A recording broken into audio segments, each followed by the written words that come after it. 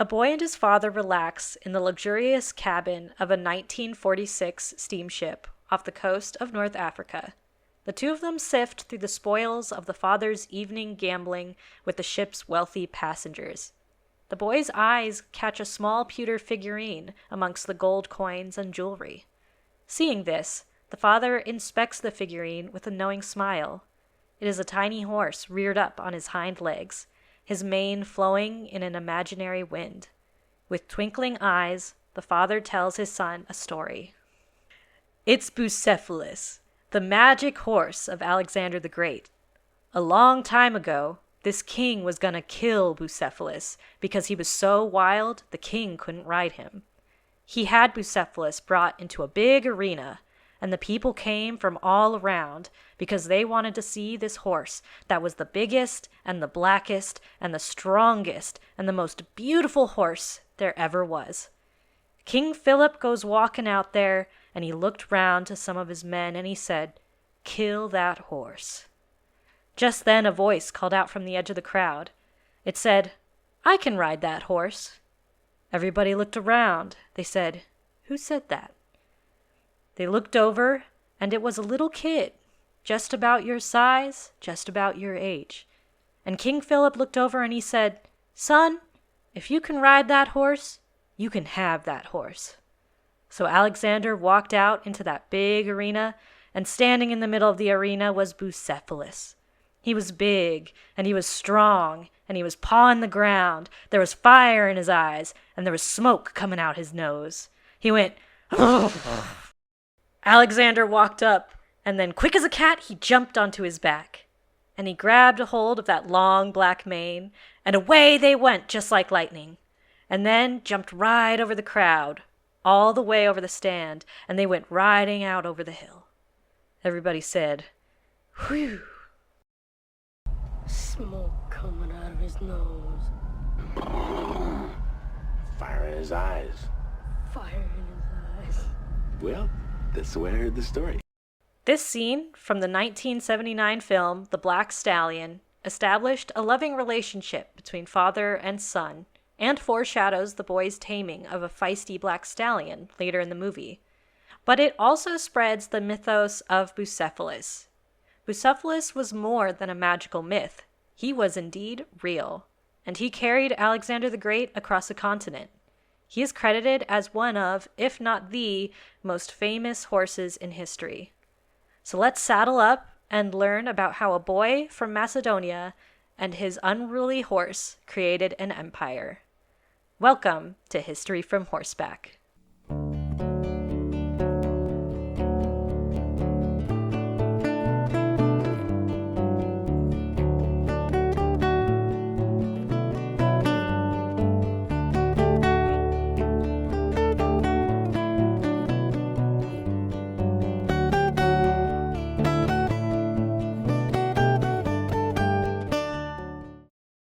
I appreciate your self-control with the scenery. Not gonna lie to you, I had my mic muted, so I wouldn't do anything. I giggled a few times, just a few. But that's only because you are far braver than I. So what can I say? Literally nothing. That was incredible. Oh my god! I feel like I was there. It's such a good scene. I'm like, man, if I was still in theater, like I would totally just choose this as my what do you call it? My monologue. Yes. Yes. Because it's a fun one. So today is a special episode because this is actually going to be a two-parter, which is a first for the podcast. Very exciting. We love a two-parter. We love dipping our toes into two-parter territory. Mm-hmm. I don't think it will be something that we do very often, but I think for topics that really need a good, thorough talking through, and there's like so many things that you don't want to miss out on. I think if it, was a topic where you could cut things out that weren't, super important to the storyline, then we could probably just jam it into one. But I think this is one of those stories where it's super important to have every part of it in there. And also, there's just so much information. Exactly. It wasn't my initial plan for it to be this long, but when I was, halfway through writing it, I'm looking at it and I'm like, there's no way I'm going to fit all this information in, and I don't want to cut it all out. Yeah, that's it. The sources for today, or at least some of the main sources for today, include The Horse, A Galloping History of Humanity by Timothy Weingard, which is becoming a favorite of the podcast, popping up. We have Alexander and Bucephalus by Summer Trenton and Debbie Sneed, which is an article. And then we have On Horsemanship by Xenophon.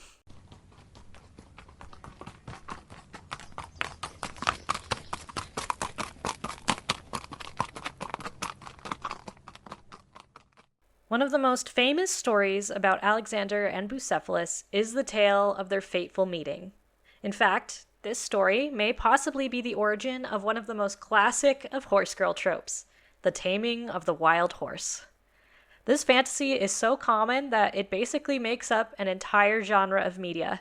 In this trope, man after man attempts to ride or otherwise break the spirit of a wild, untamable horse. Generally, the horse is threatened to be killed if they continue to be useless or dangerous.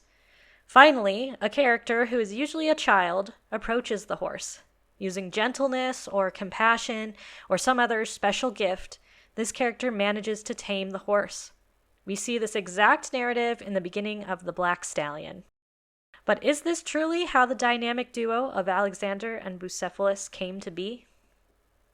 It's really funny the way that you've worded that first paragraph, because it basically just explains the entire breaking scene in Spirit. Mm-hmm. And like 27 other movies, but yeah, word for word, that's just how Spirit goes. Let's see, like Horse Whisperer, Black Beauty. Black Beauty, like, well, not really the point. original one, but the the original one, but the 2020 remake. Yeah, yes, the definitely. 2020. Yeah, exactly, the 2020 remake. It's so funny too how like the Heartland. original Black Beauty wasn't like that, but Yeah. the 2020 remake, they've put it in there because it's so like, it's so well, that trope is so well known and they know it works, so they're just like, bugger it, just throw it in there too. I mean, as a kid, I ate that shit up. Oh yeah, 100%. What's the Racing Stripes? Mm-hmm. Great movie. Technically not a horse, technically just an equine, but it still counts. Yeah, he counts. It counts. He counts. Which, like, props to someone for riding a zebra. No, but yeah, no. As a kid, I was like, oh, that's me. I'm the one who can use... I'm gonna do that one day. Exactly. And now I just get to, like, live that dream with my, like, totally not wild horse. Yeah. Who, like, willingly approaches you in the field and is like, hey, do you have any cookies? Yeah, seriously. What And you're like, doing yes, now? I love you, my sweet baby angel. We get a slightly different account from 2nd century CE author Plutarch in his work Life of Alexander. A black stallion was brought before Alexander's father, King Philip II of Macedon, to be sold to the king. When they brought him into the field to give him a test ride, the horse reared and pawed and would not allow anyone to mount him. After deeming him useless and certainly not worth the hefty asking price of 13 talents, the king's attendants began to lead the stallion away. Alexander watched the whole thing, and in classic preteen sass remarked how they were losing a perfectly good horse. Perhaps not appreciating his son's snark, Philip made a bet with Alexander that he should ride the horse. If he could not, then he must pay the horse's asking price. And, okay, son, let's put your money where your mouth is kind of bet. Which is so rich people of them, because that's not Alexander's money, that's his dad's money. We all know that. So he's buying the horse anyway. Exactly. I'm like, did Greek royalty get allowance at 12 years old back in... like... They must have. There's no way they didn't. Not if he's making comments like this out in public where everyone can see him. Exactly. The way it's quoted, the way it went, like, Philip was like, okay, son, ride the horse. And Alexander's like, yeah, I can ride the horse. And if I can't, I'll pay. So, like, Alexander offered. And so I'm like, That is such a rich thing. A rich kid thing. He's like, It is. he's like, oh yeah, I'll put my money where my mouth is. It's like, where did that money come from, Alexander? You're 12. Exactly. At the same time, I'm like, I can totally see being like a horse kid and just being like, they just need to give him a chance. So yeah, Alexander accepted and he took the stallion's lead. The prince turned the horse towards the sun, having observed that he was scared of his shadow. Rather than force the stallion to stand still, Alexander allowed him to walk calmly first. Then he leapt onto the horse's back and circled him. When the horse was no longer frightened, but instead eager to run, Alexander spurred him forward, and the two galloped across the field. When the two returned, Philip was moved to tears out of pride for his son. God, these rich people. He Moved to tears. Come on, man. Well, I mean, he was proud of him. Apparently, he was quoted as saying, "My son, look thee out a kingdom equal to and worthy of thyself, for Macedon is too little for thee." And he said that after Alexander came like riding back on Bucephalus, because he was like, Damn. He loves that boy. He's obsessed with him. I mean, it really sounds like he was. Like Fair enough. He really wanted to set Alexander up for success, and he believed in him. Okay, it's a little bit cute. I'll give him that. Also, I'm just like, this story has some holes in it, and I know it's like an ancient story that may not be like completely true, but just the fact that like this trained war horse was afraid of his own shadow, as though he had never seen his own shadow before. I mean, granted, horses will spook at the like weirdest stuff. Yeah. But he's like a war horse. And then also like, I don't know how turning his face towards the sun like that, that fixed him. That's it. That's all we needed to do. That was the trick. None of the other people saw that trick. I could believe that, like, you know, maybe Alexander, you know, was just like a really good rider, because there are definitely people who will punish a horse that is just scared. And the fact that Alexander seemed to notice this and was like, yo, he's scared. Be patient. Mm. And then he was like actually capable of like riding Bucephalus. It was also pretty impressive because no stirrups. Yeah. And they're just galloping across on a field. Yeah, you gotta have some good legs for that. Some really good core muscles. Someone made me, like in one of my lessons at the end of last year, one of my trainers made me do rising trot with no stirrups. And oh boy. Let me tell you, I was sore the next day. From the point of their meeting onwards, the boy and the horse were inseparable. Alexander named him Bucephalus, a combination of the Greek words bous, meaning ox, and kephalos, meaning head. Whether this was an allusion to the horse's appearance or his personality, I do not know. There are plenty of books, documentaries, and podcasts out there detailing Alexander the Great's life and endeavors. As a horse podcast, we will instead be focusing on Bucephalus and the equestrian culture of the ancient Greeks. In order to understand his life and the impact of the Macedonian cavalry later on, let's start with some context. Alexander's father, King Philip II, ruled over the kingdom of Macedonia from 359 BCE to 336 BCE. At the time, the region of Greece was split into a collection of warring city-states.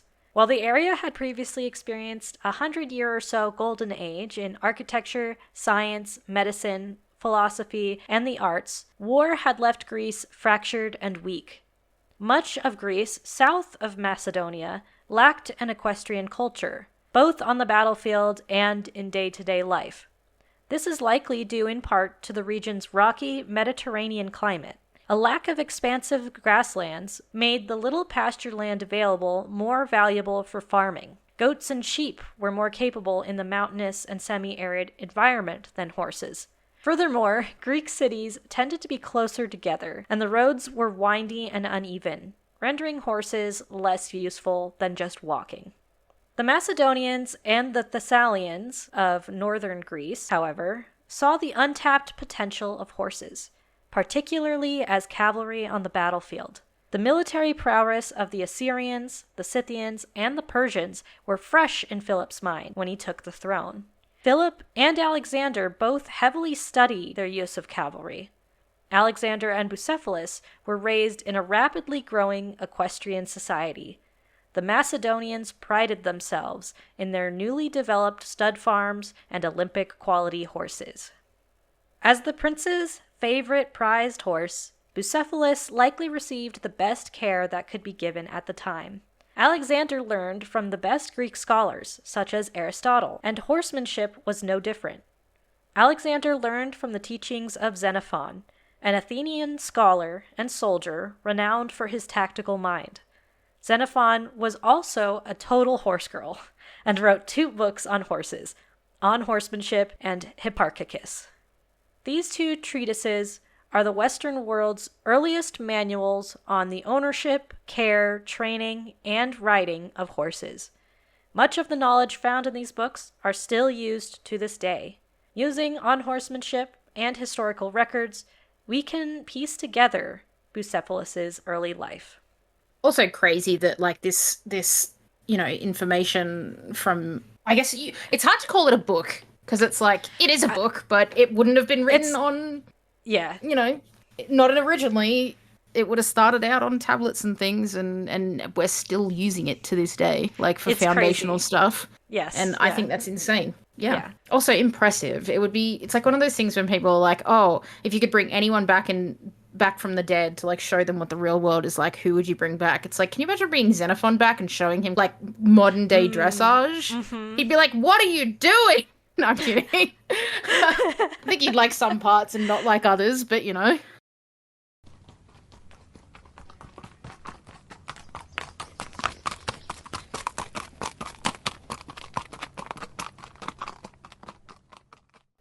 Bucephalus was of Thessalian stock, originally bred in the Thessaly region of Greece. He embodied the best qualities of the breed, being fast, resilient, and courageous, essential traits for a war horse. I could not find a reliable source on whether Thessalian horses are an extinct breed or a highly endangered one.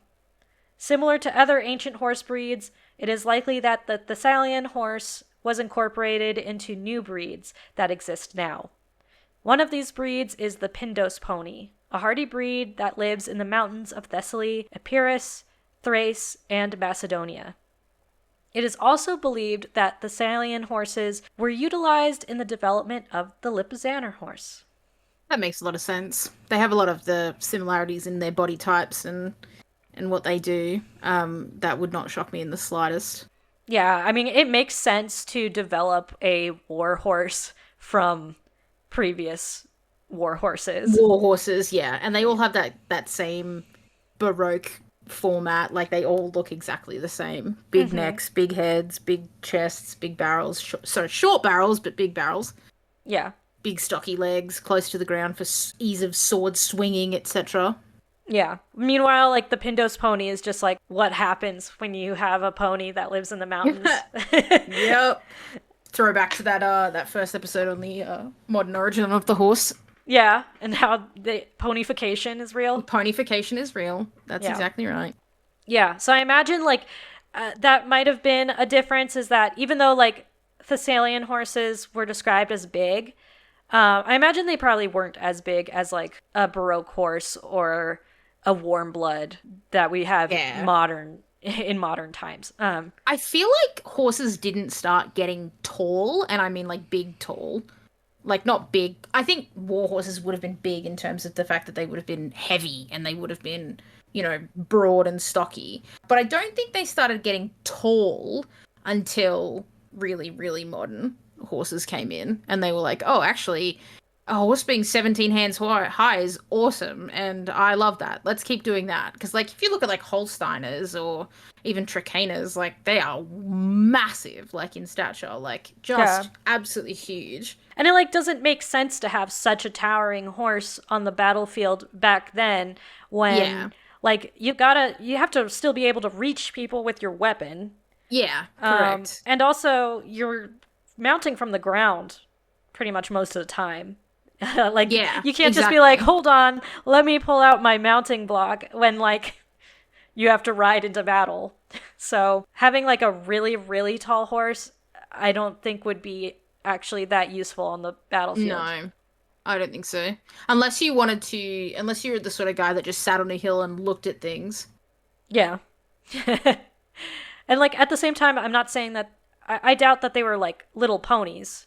Yeah, of course. It's like it's not you're not looking at something like 14 hands or anything, but I reckon that the horses wouldn't have been much taller than 15, 16 hands, and 16 hands probably would have been the taller side of horses. Bucephalus is pretty much always described as having a black coat and a white star on his forehead. Interestingly, one of his most famous artistic renditions, the Battle of Issus Mosaic, portrays Bucephalus as dark bay or brown. It is possible that the tiles are faded. The mosaic was buried under the volcanic ash of Mount Vesuvius for almost 1,800 years. However, other horses in the same mosaic are blacker than Bucephalus. Considering that black coats can bleach in the sun and dark bay or brown horses can appear very dark depending on the time of year, it is impossible to know the true coat genetics of Bucephalus. And this is honestly something that kind of frustrated me because literally I could not find anyone even addressing the fact that Bucephalus is described as black, but like in probably one of like the most trusted and accurate renditions of Bucephalus, he's not black. Yeah. Which is wild. Yeah, and like just the fact that no one's even like said anything, at least not like on the internet, or in any of the books I read. I reckon the sun bleaching theory is probably spot on. Like he was a black horse. There's a really good chance that he was a black horse, but eventually like you're gonna sun bleach and you're gonna look brown and people are just gonna paint what they see, so to speak. Mm-hmm. Especially if like an artist has no idea how a horse works. They're just there to paint it. Yeah, with the Battle of Issus Mosaic, it is based off of a painting that was done beforehand. Yeah. Yeah, that would be interesting. And also you have to sort of kind of take into perspective the fact that for a mosaic, they might just not have been able to find a black tile to use. Well, that's the thing. The other horses are black. Oh, well then, even then. So that's why I was like, okay, maybe it just has something to do with like they didn't have that color, or the color got, changed over time. But other horses are blacker in like the image. Maybe it's just an artist's choice. Honestly, artistic liberties have been taken in this recreation. Yeah, and it's even like, because then I was like, okay, maybe they just wanted him to stand out more. Like, yeah. But then with art at the time, like I went down such a rabbit hole, dude. That's so fair. So like art at the time, especially with these big battles, they actually really liked having like the main characters kind of blend in, so that you couldn't just tell by glancing at it who is like your main character, who is like your hero. You had to kind of either know a little bit about the history of the art piece, or you needed someone to tell you. And so they wouldn't have, colored them differently just to make them stand out necessarily. So yeah, I was like, why is he brown? What is going on? Am I crazy? What's going on? Wait, but it's probably that he was black and that he bleached in the sun, or he was just like a really dark bay, and so originally they're like, yeah, he's black, and then yeah, maybe they didn't know the whole muzzle thing, but you would think that they would, especially someone like Xenophon, like being able to sort of put out that information at the time. They would have been smart enough to know the difference between dark bay and black, although we're in the modern day now and people still can't tell the difference. In Xenophon's On Horsemanship, the first treatise describes the best practices for purchasing a young warhorse. Even back then, conformation and soundness were incredibly important. Bucephalus likely had strong hooves and a conformation similar to that of a well-built sport horse. Notable features that the Greeks bred for was a broad chest, a high set and large crested neck, tall withers, and muscular hindquarters.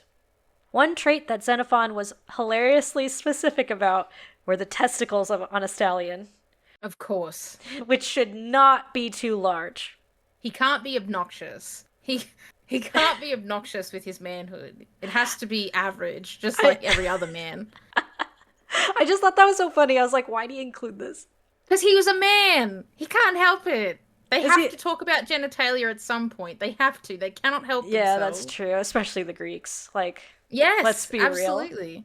They were But- all kissing each other, talking about balls, of course. But I really do wonder if there was like a reason. Like if he was like, if they're too big, they're gonna like jiggle around everywhere and distract him.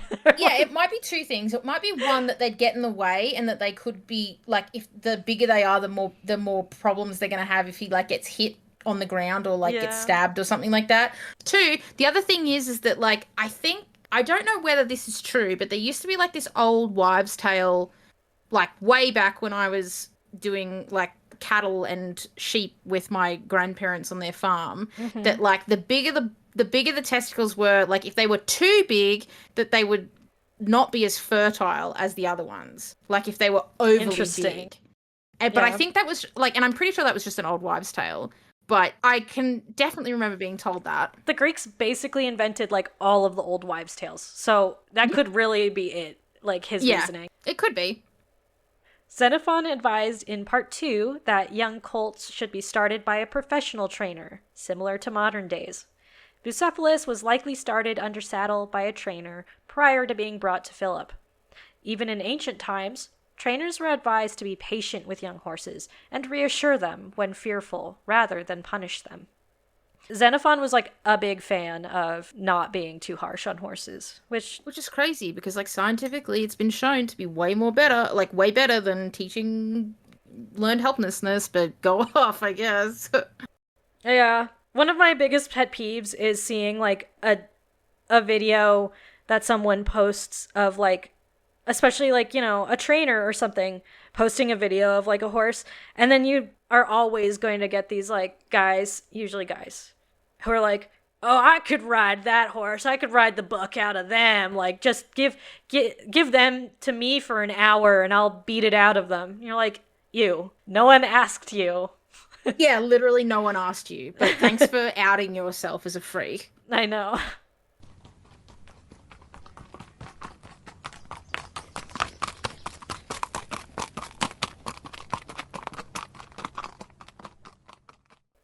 In part 3, Xenophon teaches the reader how to purchase a horse without being scammed. He advised that a horse not be bought if older than 5 years old. Based on my own math, after confusing and contradictory research and another rabbit hole that I went down, I'm pretty sure Alexander disregarded Xenophon's advice when he purchased Bucephalus. The stallion was likely around 10 to 12 years old, near the same age as young Alexander himself, which I found pretty cute. Yes, that is pretty cute. Like, it could just be to make the story sound better, that like, oh, they're the same age. But, you know, I want to believe. Exactly. I want to believe it, so I'm going to believe it. It was thousands of years ago. It's fine. Exactly. If the story of Bucephalus's sale to Philip is true, then it's understandable why Philip would turn down an older horse acting out in such a way.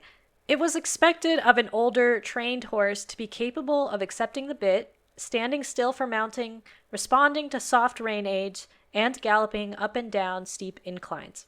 Bucephalus was apparently more than capable of these things, but only with Alexander on his back. Unlike the nomadic Scythians, who kept their horses outdoors a majority of the time, the Greeks preferred stabling their horses at night and for mealtime. Xenophon explains in part 4 of On Horsemanship how observing a horse in the stable is useful for catching illness or injury early. Of course, if a horse caught ill, it would receive similar medical care as humans at the time. This involved the humors theory, where a horse could have an imbalance of blood, yellow bile, black bile, or phlegm causing its illness.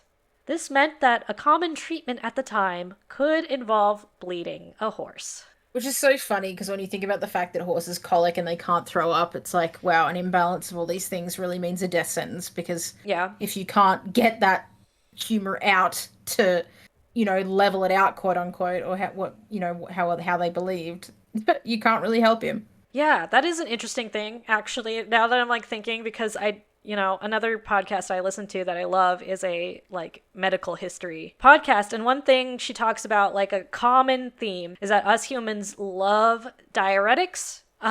Yes. And we love like expectorants and anything that will make you vomit as well. We love it. we love being able to like physically see a thing leave your body, because it's like we're like, oh, that's the bad thing. That's the bad thing. It's gone now. Everything's gonna get better. Yeah, and so like they really liked giving people medicines that would just like make them throw up a bunch, or make them shit themselves.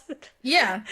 And which is so funny, because like when you think about horses, it's just like that the humus theory really would not work with horses. Exactly. Like, you can't make them very, throw up. very difficult. Yeah, exactly. Which explains why the common treatment would go to bleeding, because if they can't make the horse throw up, which they must have discovered at some point, they must have tried to make a horse vomit. Xenophon mentions that a horse can't vomit.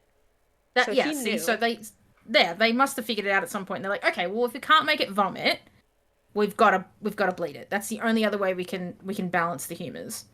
Otherwise, the only other thing I can think of is if the Greeks invented the trocar, but I doubt it. Oh, they probably did it, but maybe not for the same, like, they could reason. Yeah, exactly. Like, that really seems so like a thing they would do. Yeah, it does.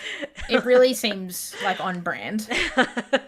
But yeah, or like, I mean, other medical stuff that was common for humans, and so I imagine would be common for horses, was stuff like poultices, teas and that sort of thing. I can imagine them having like a horse drink like a tea, or some sort of herbal mixture, or like, I mean, we still put like poultices on horses' legs and that sort of thing. So yeah, exactly. It's really funny to me how many things that we as humans would consider pseudosciences or lesser sciences, things like chiropractic, things like acupuncture, that are still so commonly used in the veterinarian world on horses, like as a genuine form of treatment. And it's like, we don't believe that they work for humans, but we'll give them a shot on animals. Like, that's hilarious and strange to me.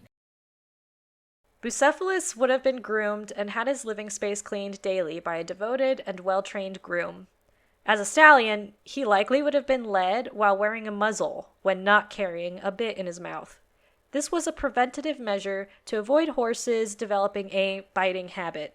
I personally am like, plenty of horses don't have biting habits. Yeah, I don't think that, it's like, unless they were training them to bite people as war horses, but even then, that is a stretch and a half. I don't know, Xenophon. This was an L. Yeah, this is a bit of an L. Yeah. Horses were brushed and washed similarly to how they are today. Though funny enough, Xenophon suggested not to wash a horse's belly with water. The dripping apparently annoyed the horse, and the region would just get dirty again. Sounds like Xenophon had a horse that really didn't like its belly being touched. Yeah.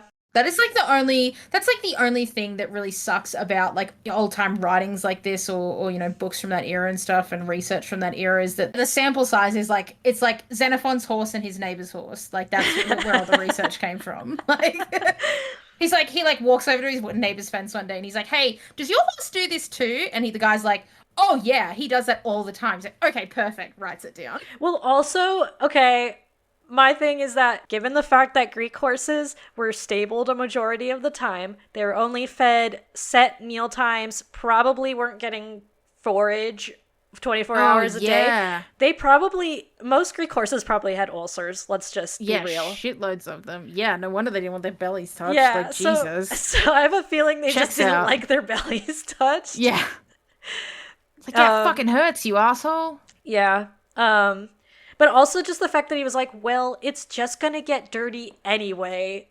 Yeah. Like, why bother washing it? And I'm like, I mean, that has been a thought that's gone through my head every time I turn out Ace, and he immediately rolls after being washed. It's like, you know what? Mud is antibacterial. Yeah, I'm like, well, you know what? Like, I'm washing him just to get rid of the, like, sweat when he, like, and cool him down sometimes when he gets, like, really sweaty. So I don't really care if he's not all sparkly and pretty afterwards. But it's still... But it's also like, my my effort. God damn it. You know, Xenophon like groomed a horse all nicely, and then it just laid down in its stall, and he was like, he like took out his notebook and he was like, "Don't wash them. It's just gonna get dirty again." Exactly. As a war horse, Bucephalus's mane and tail were likely kept long, as soldiers often held onto their horse by the mane when necessary. I thought this was interesting, just given the fact that like later on there's the little tight braids and the and people like roach horses' manes and stuff, and they kind of associate that with like a military horse. Yeah. On top of their training in grooming and tacking up a horse, grooms needed to know how to handle a horse from the ground. When Alexander criticized the way his father's attendants punished Bucephalus for being nervous, he likely was thinking of Xenophon's words. Horses were never to be dealt with in an angry or frustrated manner. Striking the horse in order to inflict pain or cause fear was believed to ruin a horse. That's a W with Xenophon, just gonna say. That is. Yeah, we like that one. Bucephalus was probably ridden using a 3-rein system. 1 rein for leading, and 2 reins for use once mounted. I kind of pictured almost like the Makate reins. So it's like a really long rein, and they tie it underneath the chin in a way so that there's 1 kind of lead rope rein, and then there's the 2 actual reins used for like steering that are like a loop. And I picture they had some sort of system kind of going on like that, but they would have been attached to a bit rather than the Makate is attached to like a bousel or a hackamore. Yeah, makes sense. Bucephalus would be used to Alexander mounting him from either side. There was no correct mounting side at the time. Greek soldiers did not wear swords on their left hip at the time. This did not come about until the Romans. It's really funny too, because I only just the other day saw a TikTok from one of my favorite equestrians. Her name is Emma. She used to run the page, for all the people who know, she used to run the page called Lillian the Shire, but then she moved away from her parents' home where Lillian lived, and now her page is called Emma and Brago, because she has a Norwegian dollhouse called Brago, who's absolutely gorgeous. But Brago has been taught, especially because he rides, or she rides him in a way like old style Baroque saddle that's so cool. It's like handmade. It's absolutely gorgeous. But he knows how to be mounted from both sides, and she constantly mounts him from both sides because studies have shown that mounting from both sides is 1, way better for horses' backs, and 2, like it's people seem to think it's like confusing for the horse to be mounted on a different side, and it's like They don't care. Again, can we stop anthropomorphizing the horse? It doesn't care what side you get on. And she literally did this video the other day on TikTok, and she was like, people keep telling me that I should be mounting from the left. And she's like, but I don't have a sword, so why would I care? Like, demonstrated getting on the horse with the sword on her side. And she's like, I don't have a sword, so I can get on the right side. It doesn't matter. It's better for his back. And I was like, good on you. That's awesome. I was like, well done. Amen to this. It's so funny because in endurance and in trail riding, it's really encouraged for the horse to be used to you riding from either side. Because if you have to mount your horse while out on the trail, you might not have the option of mounting from the correct side. Like I've been in a situation literally on my first trail ride where I had to dismount and walk this horse down a incline because he like was refusing to go. And and then it was very technical terrain, so there wasn't anywhere, like there was a hill on like a slope, like pretty steep slope. So I was like, okay, I'm going to mount him from uphill, but there's no way to turn him around so I can mount him like from the left side. So I was like, I'll mount him from the right side. I didn't even like think twice about it. I was like, line him up so that I can mount him from uphill, and boom. It's so funny to me how like shocking that is for some equestrians. Like they have never even considered mounting from the other side. Or I'm like, okay, I don't really care what you do with your horse, but like, why are you criticizing other people for being more well-rounded than you? Like, that's what bothers me, is like going on a person's video and being like, great, but you mounted on the wrong side. And I'm like, what kind of gotcha is that? Like, chill. Why do you care Exactly. what side they got on the horse? Also, what if the video is reversed and you're just too dumb to realize? Yeah, like mirrored. Yeah. Yeah. Bucephalus would have been trained to respond to two-handed reining, one-handed reining, and leg and seat cues. Alexander's riding style would have to constantly adapt during the heat of battle, and Bucephalus would need to respond. As a warhorse, he also was likely cross-trained in jumping and cross-country. Alexander also probably hunted and competed in games against his friends while on Bucephalus's back. One cute thing that I didn't write down, but I just wanted to mention it, was that Xenophon is he suggested that if you can, hunt on horseback, on your horse. Gives both of you a great opportunity to train well. But then he was like, if you can't do that, then try hitting your friends with a dulled javelin and make it into a game. And I just thought that was so funny. It's throw javelins at each other. Obviously not lethal ones, but just try to... But get your horse used to having a javelin thrown at it. Exactly. I thought that was really funny.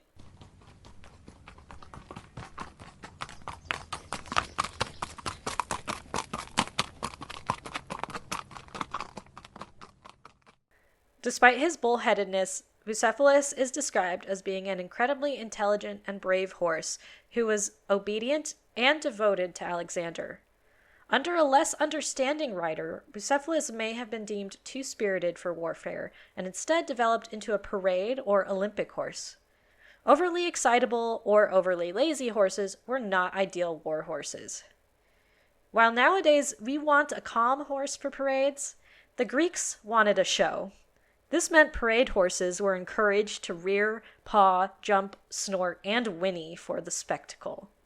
That was just wild to me, because... That is wild. I'm just thinking of the one parade I've ridden in where I was like, oh my god, I'm barely holding him back, and then watch videos later and he looked fine. He was just moving a little fast and then what I was imagining in my mind was these freaking Greek parade horses. What was happening? Everyone's really, it's like watching a dumpster fire happen. It's it's bad, but it's you're kind of cheering it on a little bit because it's just the drama of it. Yeah, I think that was kind of what they wanted. They wanted their horses to look exciting. Yeah, they want the people to go, oh, wow, that's crazy. Yeah. Look at them controlling those wild beasts. Yes. And nowadays, it's you they're doing practice runs for big London shows and parades, and one horse steps out of line and it goes viral on social media. I know. With the Greeks, I feel with them, if a kid ran in front of a parade horse and the parade horse kicked them in the head, the Greeks would be I should have held on to your kid. Yeah, the Greeks would have been look how sick this horse is! He killed a kid! Let's go! They're Poseidon must not have liked that child. Literally. Bucephalus certainly wore custom-made armor into battle. This included a frontlet to protect his face, a breastplate protecting his chest, and thigh pieces on his hindquarters. Saddlecloth was used to cover his belly, and wrappings protected his legs. Alexander, meanwhile, wore composite armor that blended protective plate armor with flexible chainmail, leather, and linen. He likely wore a Boeotian helmet, despite art typically depicting him with no helmet. Gauntlets were worn on the left hand, arm, and shoulder in order to protect the hand that held the reins. So typically they would hold their sword, or more likely their spear, in their right hand, and then they'd hold their reins with their left hand. But they were capable of switching back and forth. Alexander famously used a Xenophon sword, though his cavalry could also have used hopis and makita blades. Every cavalryman was also equipped with a xiston, a wooden double-headed spear. That makes sense, because if you're on the back of the horse, you kind of got to be able to use both ends. Mm-hmm. It was also the idea that if you broke one side, you just flip it over. Yep. Bucephalus and Alexander both trained daily. Despite his royal status, Prince Alexander was raised with the discipline of a soldier and the mind of a tactician and scholar. Alongside Alexander rode the companion cavalry. an elite group trained from the age of 14, not only in combat, but in philosophy, politics, the arts, and strategy. Side note, but I could totally imagine a shonen anime about Alexander and his classmates being raised at the military horse academy. I can absolutely see that happening. It's kind of like if Attack on Titan was made in like way back. I know that there was horses in Attack on Titan, but also famously we have to remember that I don't think there's ever been a good anime that has animated horses correctly. And like that's not shade at anime, that's just like they have more important things to animate, like fight scenes and stuff. So, you know, not a lot of effort is going to go into like the accuracy of horses that they're riding, but they're usually quite bad. Do you want to know what bothers me the most about looking up pictures of Alexander the Great and Bucephalus on Google? Oh yeah, go ahead. It's that half the photos or half the artistic renditions, I should say, of the pair of them include Alexander wearing stirrups.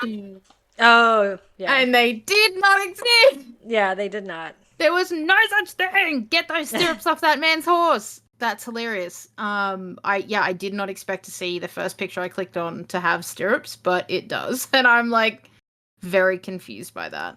Yeah, the There's Greeks some great did ones, not though. use stirrups yet. They did not. No, not even close. It was a whole lot longer after them that stirrups would come to be. But not to get back onto the Great Stirrup controversy or anything. Oh my god.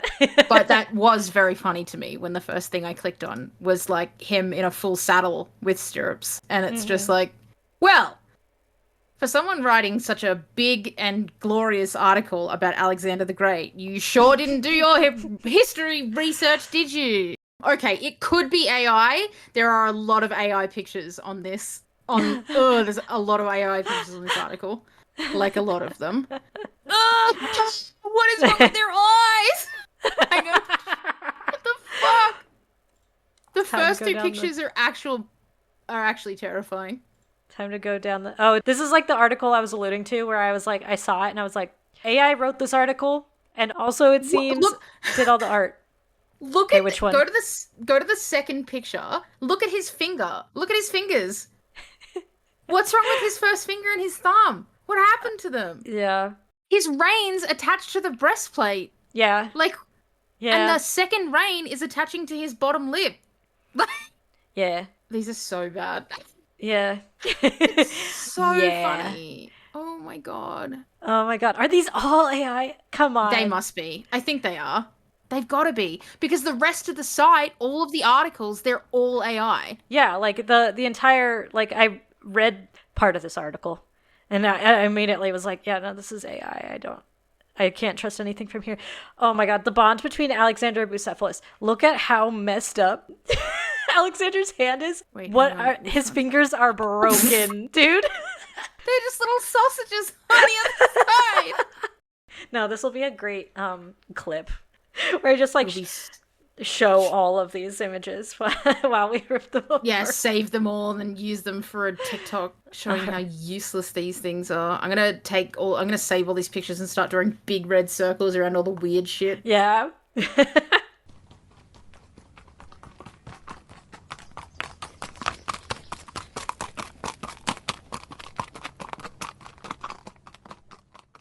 One day, Alexander mounted and rode Bucephalus out, but they did not return to the stable that night. King Philip's vision for his kingdom involved uniting Greece, and he wanted Alexander by his side. Fighting in these early battles was a formative experience for Alexander and Bucephalus. Conquering all of Greece but Sparta, Philip turned his attention towards Persia. He would never march on the Persians, however. In 336 BCE, Alexander's father was assassinated. It took Alexander 2 years to quell rebellions and confirm his rule on Greece as the new king. Then, at only 22 years old, Alexander set his sights on realizing his father's dream. Riding atop his trusty steed, Bucephalus, and followed by only 45,000 soldiers, Alexander rode eastward to conquer Persia and beyond. Neither he nor Bucephalus would ever return home, traveling roughly 3,500 miles across Eurasia. It is Alexander's Conquest, where we'll pick back up next time in part 2 of Bucephalus and Alexander the Great.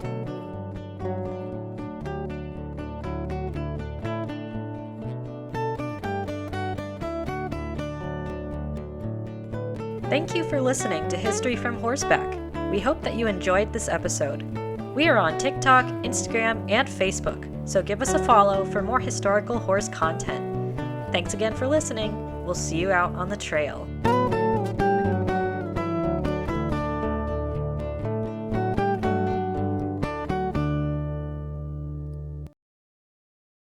So, like, male Virginia possums actually have, like, huge balls. That's hilarious. Yeah. Of course they do. And so you can usually, like, kind of tell right away if you see them, like, especially from this one angle. Are they true rodents? No, they're marsupials, actually. Oh, I was gonna say. They're our only marsupial in North America. That's crazy. Yeah, no, that makes sense, though, because marsupials usually do have really obnoxious balls. Like, some kangaroos are just like, what the fuck? Okay, ironically, this is probably not the last time we're going to talk about that today, just based on something in this episode.